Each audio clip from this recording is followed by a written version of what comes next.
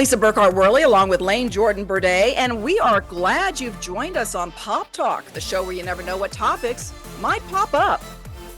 It does not matter how old we are. Most of us have childhood wounds that we have not forgotten. We may have been bullied, we may have been left out, or made fun of. But how are we handling those things today?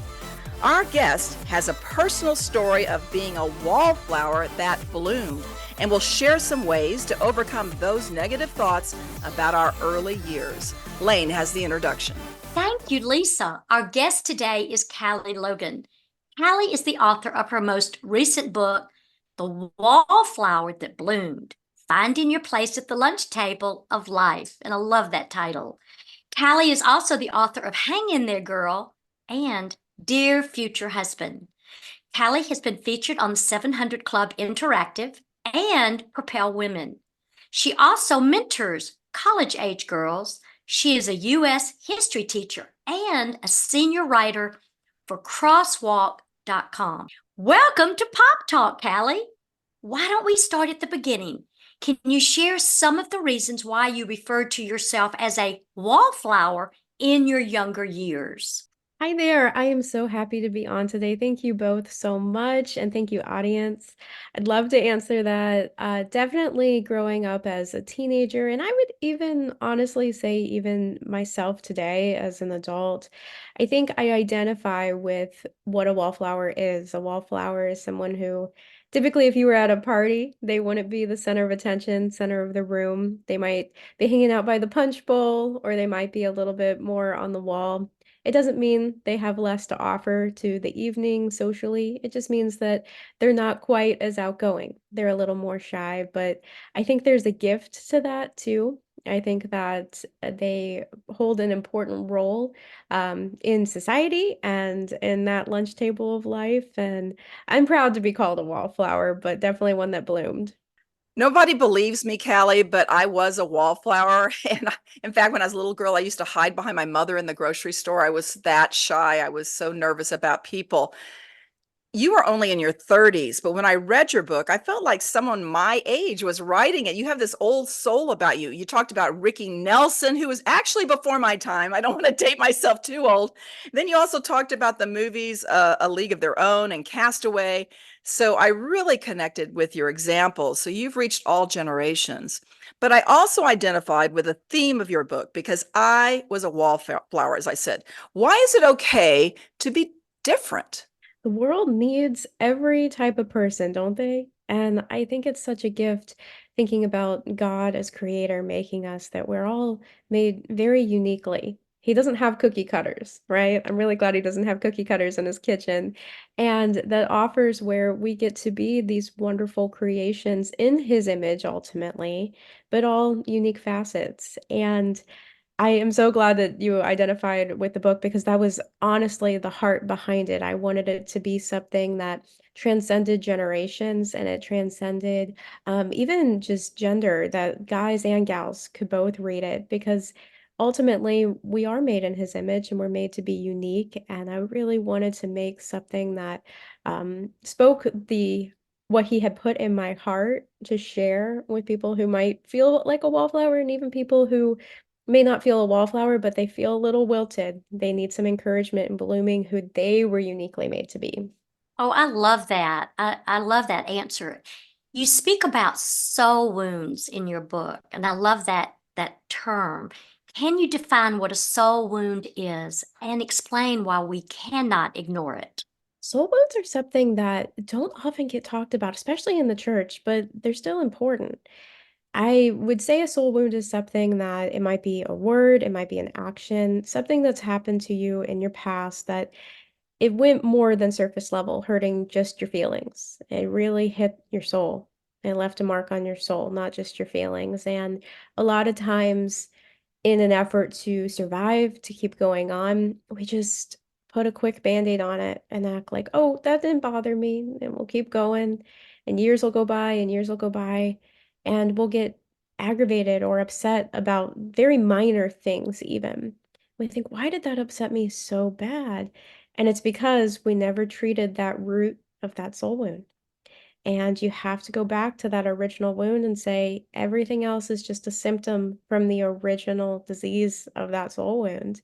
And they're not the quickest thing to fix, but they very much are fixable. But that's something that has to be done by inviting the Holy Spirit in, sometimes therapy and having a therapist to walk alongside you or other resources, but most definitely prayer and saying, Lord, I can't heal myself, but you are the good healer. Could you help me? I don't want this. I don't want what happened in the past to affect my present and my future.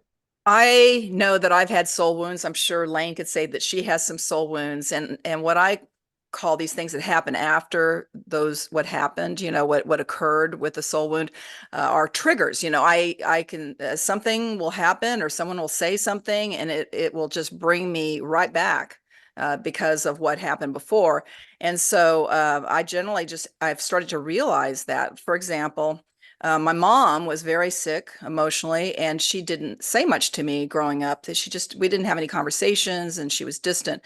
And so when people don't respond to me quickly, it's like that whole thing comes back to me. It's like I'm not worthy Oh, to, be spoken to, or they don't care about me. So you have to actually identify it and realize why you're thinking that way. You also discussed the concept of mirroring, and this is something I did while I was in college. I was a smart girl.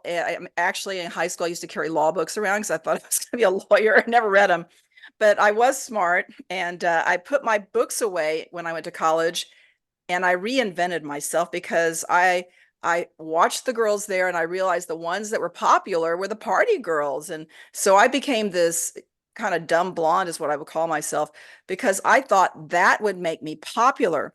So can you explain what mirroring is and why that is not healthy? I'd love to. And thank you for sharing your personal story too, because that takes a lot of vulnerability. And I'm all about that. I love hearing other people's stories and how God brought them to a new season and a newness through him. But mirroring is something that we may do subconsciously. We may not even realize we're doing it. And what it means is an effort to make those around us or the person in front of us feel more comfortable or perhaps make them like us more. It's a variant of people pleasing as we start to adapt and adopt phrasing, mannerisms, how they dress, how even, vernaculars turn a phrase so that they almost see themselves reflected back in you. And sometimes we do it subconsciously, and sometimes we do it purposefully because we think, oh, well, they'll like me if I start doing this. But the problem is what we lose in that is authenticity, because instead of offering who we are in ourselves and who God created us to be, we're instead just giving them kind of a remanufactured version of themselves back to show them that. And it's something that, there's no malice in it. We're not trying to do something. It's not mockery, but we do lose ourselves in that process. I love what you just said, authenticity, because, you know, I was always a people pleaser. I felt like I had to smile all the time and say hello to everybody walking down the aisles and, just always had to be there for people. And we're supposed to please God. Just like you said, we please God first. Um, it works out. So in the book, you said someone described you as shy, but why does being labeled shy limit the full potential God has planned for us? A great question. I think a lot of times labels like shy or timid, they're kind of closed, right? When we hear words like that, it almost feels like we've shut the book on somebody and we have just labeled them and then compartmentalized them like, oh, well, they're just shy. They have nothing to offer. And we keep going until then we'll talk to somebody who is outgoing because they'll be more talkative. But that doesn't mean that the person who's shy doesn't have so much within to share.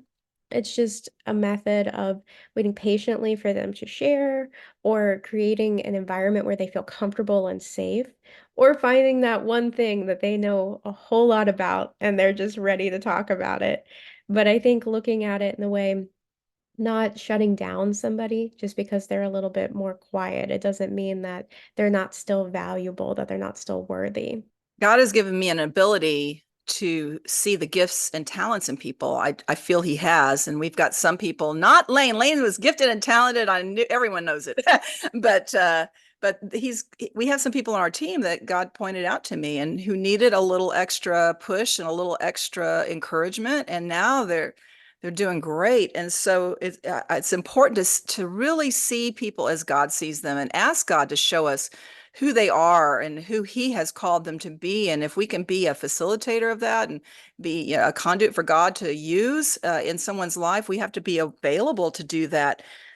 Ultimately, though, it's important to be ourselves and who God created us to be, right, Callie? Why is offering our authentic self over an artificial self so vital in the kingdom and in the world as Christ's ambassadors? God and the kingdom and the world needs the real you, not the artificial mirrored self that you offer to people, not I've been joking and saying in a world of AI, we don't need more fake. We need real. And authenticity opens the door and cultivates a place where vulnerability can be shared and where it feels safe and where we can really bring to the table your own unique perspective and story. No one has lived the life you've lived. No one has experienced the exact experiences that you've experienced. And we each have this wonderful story, and it's part of God's tapestry that we get to bring. And so when we offer our authentic selves over an artificial self that we think everyone will like, it's amazing how much more connection can be born and rooted and how the kingdom of God can flourish because ultimately authenticity is rooted in truth.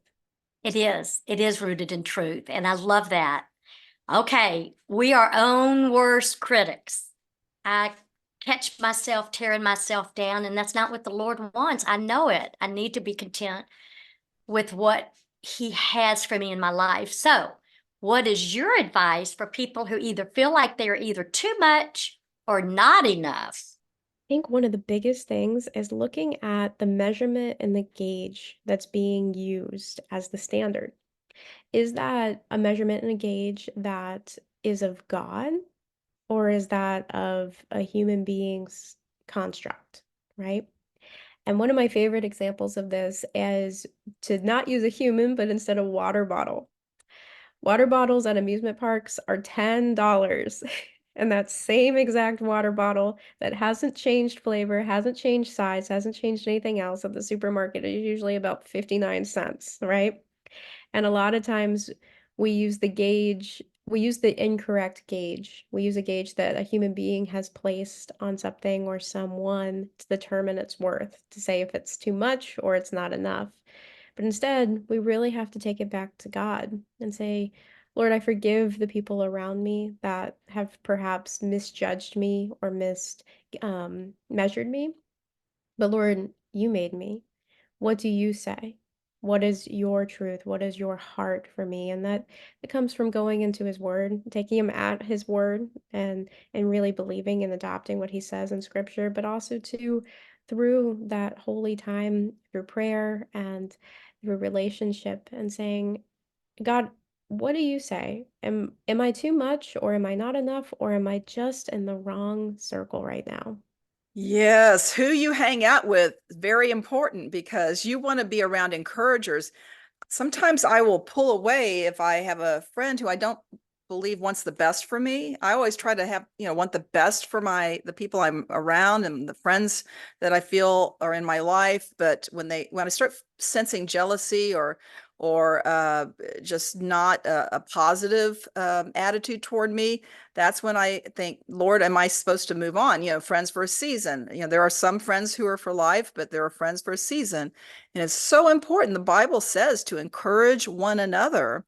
But sometimes because of this programming we've received, maybe it's from friends, or maybe it's from our parents, or maybe it's just from those mean kids, that we encountered in elementary school or junior school or even high school. We can carry those beliefs into our adulthood, and we can accept what people have said about us and begin to repeat that messaging to ourselves. I remember, and I used to I used to never have trouble with my weight, but as I've gotten older, I have a little bit of a like, oh my gosh, why aren't these pounds coming off? And when I was a little kid, a boy called me the tank. I was pudgy. And yeah, and so that didn't leave me. Here's another personal Lisa story, but that didn't leave me for a Oh, long time. Yeah. And so kids can be horrible. And when we start carrying that messaging into our adulthood, Callie, you call it the bully in the mirror. How can people work to forgive the bully? It's a process, and thank you for sharing that story. I can relate. I was also I was very much a pudgy 12-year-old child as well, but, I think even as adults and the interesting conversations I've had is bullying still persists even into adulthood. I mean, I've experienced myself, even in Bible studies. I've had, let me just say, comments that you're taken back and you're suddenly 7 years old near the swings again, aren't you? And you've got this girl who's making fun of you for wearing a dress or for just being you, and that's so hard, but the problem is sometimes we adopt those things and we begin to recognize them as truth when really they're a blatant lie. And so that bully in the mirror repeats back to you that you are a tank or that you are wrong because you're wearing a dress and that you dress, frilly sometimes. And we start to believe it, but we have to identify that that bully in the mirror isn't the real authentic you. Rather, it's kind of this cultivation of things that have been said to you or things that you've heard said about other people that you identify that, "Oh, I don't wanna be that for sure." And then you start knocking yourself for those same things, thinking, "Oh, well, someone said this about eyebrows, my eyebrows are bad too." And you start adopting it, right? And I think a lot of what the process is rehabilitating that bully, saying, "Okay, let's identify each of the things I just said to myself in a 2-minute span. What is true? Are any of these things true? Or are these false perceptions?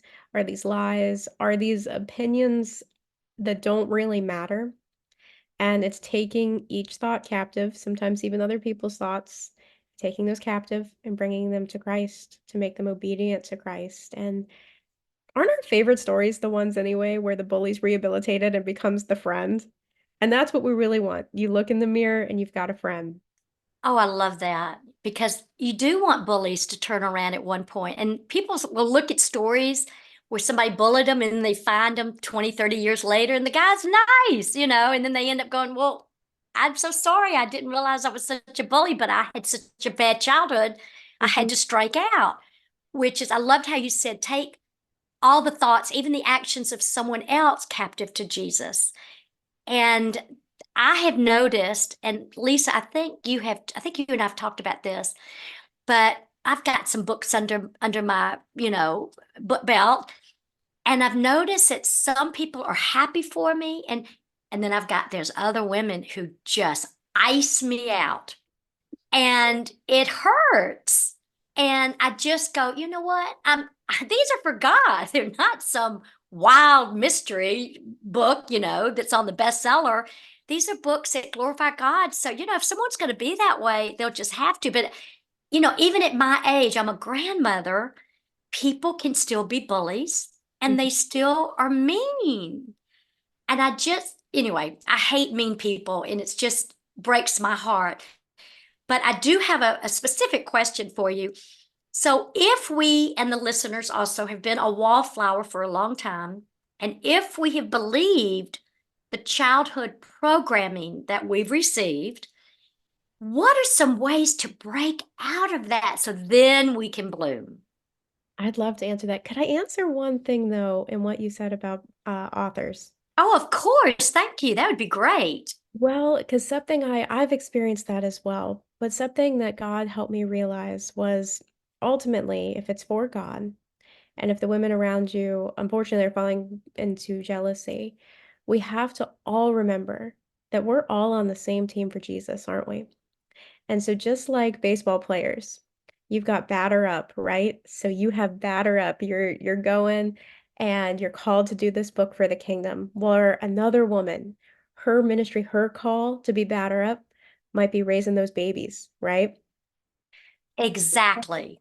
But when you hit that home run, everyone cheers because it's for the whole team. because we're all on the same team. And I have grown to share that with women because it reminds us of the focal point. It's not about us, it's about the team and it's about him. So I just wanted to share that. Yeah, I want to go Wait, ahead. I I was was gonna just say, I'm so glad that you added to that. That blessed my heart. I'm not going to forget that. That we're the team. I We're love the that. team. And I have a quick story to share on that. And we've got a little time, but I do a talk called Run Your Own Race, Becoming the Woman God Designed You to Be. And I tell the story about a cross country race that I ran in college. I was a basketball player and we had to run cross country. I was terrible. But I took off quickly because there were these women that were just running so fast at the start of the race. And so I was trying to keep up with them. Well, by the end of the race, I could hardly cross the finish line because I'd paid attention to what they were doing. Turns out they were called jackrabbits. They've been plants in the race designed to create a faster speed for the race than what you were designed to run. And so that they did their job. And so those of us who followed them could hardly finish the race. And so I use that as an example of we need to keep our eyes straight on our own race, on what God has called us to do. And we can be cheerleaders for the things that our friends have been called to do. But God has given everyone their own exact, God-given race to complete. And so when we start focusing on what our calling is, then we're not going to be jealous. We're not going to be offended by anyone else. Exactly. 100% yes. And to answer the question on programming, I think a lot of that comes into identifying those things that, again, subconscious things, because they've been drilled in since childhood, haven't they? They're things that we may not even identify. Hey, I think I might have a skewed view about myself or someone else. And so I think that really comes into getting to know God's character more, because the more we know his character, the more understanding that we can have and who we are supposed to be as image bearers. And it's okay to admit and come before him and say, Lord, are there any aspects of me that you'd like to reprogram, that you would like to rewire, that you'd like to teach me? What are you teaching me through this experience or through this season? Because he will definitely bring you to experiences that require reprogramming. And so asking that question, what are you teaching me or what are you changing in me so that I can grow to become the person that you authored me to be? That's great advice, Callie. Self-examination so important.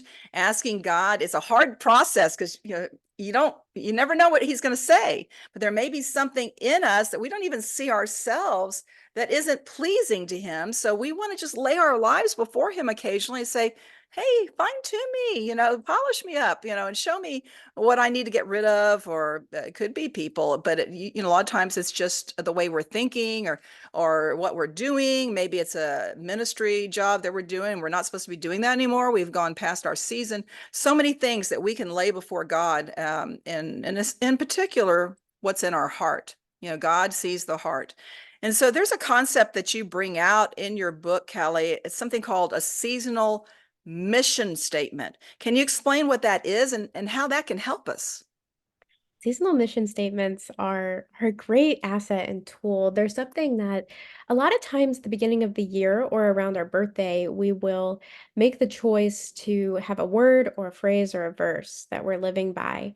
But a lot of times the way things work, God works more in seasons than he does years and calendars. And so it's identifying with the Lord alongside him. What do you want the anthem or the banner or the seasonal mission statement to be for the season I'm in rather than the calendar year? That is interesting. Seasons, we go through seasons. Yeah, a season could be a dry season. A season could be a very productive season. And I love that, having a mission statement for that. Yes, because while you were talking about seasons, listen, Lisa, this just blessed my heart. You are in the season now to work on your doctorate. And so there's so many things. She says, oh, there's so much. I said, yeah, but right now it's your doctorate. That has blessed me because right now, my season, she and I are working on a devotional book for the ministry. I'm in that season. And then, would you believe, it's almost finished this month. And that's when my next grandbaby is going to be born. So then I'm going to be in that season so I can take the pressure off. Does that make sense? Yeah. Anyway, I love Yes. that. Yeah, I love that too, Lane, because I was actually talking to a friend of mine this week who has just been, I guess, graduated to the next season with some work that she's been praying about. But in the season prior, there wasn't much going on, but she had to take care of her mom who was sick. And so God kept things off her plate so that she could focus on her mother. And she saw that. It's so Exactly. important. Hey, we got to go. This has been so interesting and helpful to this wallflower. Thank you, Cally, for reaching a woman who's well past your age. But I know people are going to want to contact you, and I know they're going to be more interested in what you have to say. So we just want to give you Cally's website. It's callylogan.com. Cally is spelled Cally, and her last name is Logan, callylogan.com. She's also on Instagram, so you can find her there as well as X. And we hope you will reach out to us at Pearls of Promise Ministries. You can email us at info@pearlsofpromiseministries.com. You can like us on Facebook at Pearls of Promise Ministries. Follow us on X at Pop Talk Media or at Pearls of Promise. Then on Instagram, we are at pop_ministries. And we hope you will subscribe to our YouTube channel at Pearls of Promise Ministries to view all our past Pop Talk television shows and our award-winning documentaries. So that is Pop Talk for today. We're just ordinary girls Who God turned into pearls. Have a blessed day.